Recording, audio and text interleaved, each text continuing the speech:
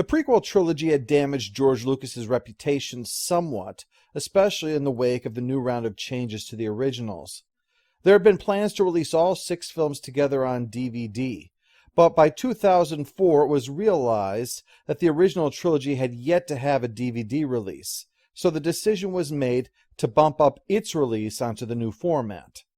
Cries of excitement from fandom quickly turned to outrage when it was revealed that the original versions of the films would not be on the DVDs. The special edition was now the only edition, and further changed to reflect the prequel trilogies and the improved technology. The new Jabba was more real-looking than the experimental special edition version. Greedo and Han now fire practically simultaneously in a partial concession to criticism of the infamous change. But the inclusion of the new Emperor scene, the change to Boba Fett's voice, and the replacement of Sebastian Shaw by Hayden Christensen at the end of Return of the Jedi, to name but a few examples, was not only further tampering with the film, but the shoehorning in of the unwelcome prequel trilogy into the classics. It meant that one could no longer say, if you don't like the prequels, don't watch them, because they were unavoidably part of the original trilogy now. Lucas had no plans to release the original versions on DVD, saying the VHS versions were always an option if that's what people wanted. While Lucas held the same attitude towards the prequels as far as their malleability was concerned, Episode 1's Yoda was replaced with the digital one that was used for the other 2 films. This seemed to further cement the view that Lucas was turning his back on fandom, and began to raise the serious question of, at what point does art cease to belong to the artist and belong to the world? If Leonardo da Vinci walked out of a time machine and wanted to make changes to the Mona Lisa, should we let him? Does there come a point where art, for whatever its flaws, must be considered sacrosanct? But despite this blowback, Star Wars as a franchise was a hit, and the American Film Institute bestowed its Lifetime Achievement Award on Lucas, though one award did remain beyond his reach. The 3 of us are here because we know what a great feeling it is to win an Academy Award for directing. Yeah, it was the greatest honor that I've ever received. Hey, guys, I never won an Academy Award. So why are you here? I don't know, I got nominated a couple of times. Well, anyway, the 2 of us know what a great honor it will be for one of the 5 nominees. Well, I just want to say that it's much better to give than receive. No, it's not. But Lucas was leaving more than just Star Wars or his films as his legacy. His efforts finally paid off 3 years after Revenge of the Sith, although it wasn't related to any Lucasfilm project. It was when the film Slumdog Millionaire won the Academy Award for Best Cinematography. Now, why would that be significant? Because it was the first time that award was given to a film that had been shot digitally, announcing to the world that digital cinema was now serious competition to its traditional film cousins. Within a few more years, digital cinema was so dominant that traditional film stock was seen as a bit of a streak of rebellion. Eventually, a movement was spawned in Hollywood, not to go back to the old ways, but just to preserve 35mm so that it could remain an option in the future should a director want to pursue it. It's true that episodes 2 and 3 would always be limited because of the early digital cameras that were used in their creation. But the revolution that Lucas was such a strong proponent of had finally come. Likewise, the pioneering special effects that ILM developed and continued to improve upon were being recognized by others as not just a means to razzle-dazzle, but to make movies less expensive in numerous ways. That's not to say that everyone must embrace this change, of course.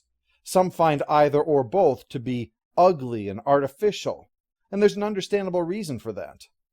But Lucas's goal was to ultimately reduce the amount of compromise needed between a creative vision and the realization of that vision, and both these were tools to bring that about, alongside the championing of digital projectors in much the same way that Lucasfilm had pushed for THX decades earlier. These were changes that were likely inevitable. Eventually, someone would likely have done something along these lines, but unlikely as quickly, and almost certainly not both.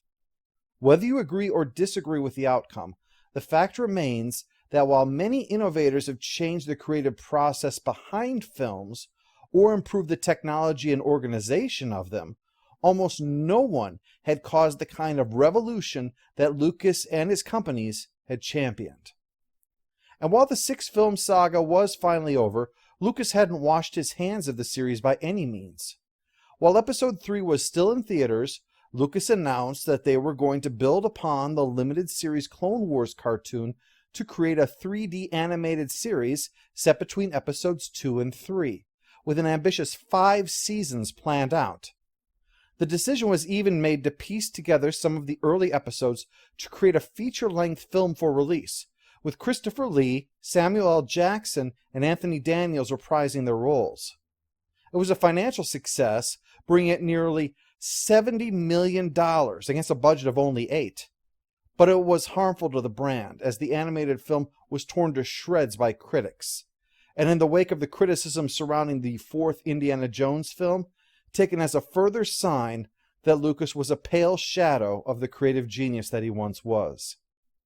Despite this, the Clone Wars series eventually took off and proved popular with many fans. But there was no denying that by now, George Lucas's reputation was in tatters. That wasn't all Lucas had planned for television, though. Star Wars Underworld was going to be a live-action series that would explore the space between Episodes 3 and 4, and see aspects of the Star Wars universe that weren't often seen. Serious effort was put into it, hiring on a full staff of writers, including Ronald D. Moore, whose Battlestar Galactica during this period was one of, if not the most popular science fiction shows on television at that time. And Lucas almost tempted over Russell T. Davies, showrunner of Doctor Who at this time. Lucas adopted a money-is-no-object attitude towards the series and told the writing team to go nuts, with 50 episodes and a movie of the week planned out. Much like the Young Indiana Jones Chronicles, he didn't want this to be the safe thing. He wanted it to be something different from people's expectations. And he also wanted to have the same shoot it around the globe and make it look like a weekly film that they had done for Young Indy. Unfortunately, it turned out money, in fact, was an object.